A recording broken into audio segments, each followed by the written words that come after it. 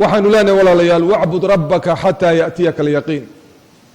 qof yaa u cibaada lagu abuurtay ilaahay subxaanaه wa tacaala hami kale iyo hadaf kale inooma abuuran ilaahay inaku buura uma nihin dhulka u culaysinaya xaajo kaleynu ilaahay uu inooga baahan yahy inu u gudaynaana ma jiro ilaahay wuxuu inoo abuuray cibaado inaynu cibaado addoommo ilaahay noqono idan waxa weeyaan wacbud rabbaka xataa yaأtiyaka alyaqiin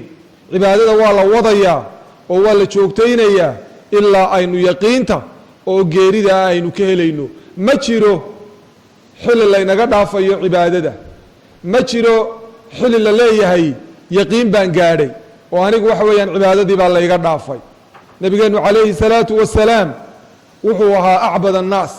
dadka ka u cibaado fiican ka ilaahay u yaqaana ka ilaahay ugu cabsi badan nabigeenu calayhi الsalaatu wasalaam habeenkii buu cibaadaysanayey ilaa maa iyo gomodihiisu ay dildilaacaan ilaa gomodihiisu ay dildilaacaan dabeedna waatii caaisha weydiisay ee ku tiri rasuul allow maxaad isu cadibaysaa ee aada isu dhibaataynaysaa iyadoo ilaahay dembigaagii kii hore iyo kii dambeba uu dhaafay nabigeenu calayhi الsalaatu wasalaam wuxuu ku jawaabay afalaa akunu cabdan shakuuraa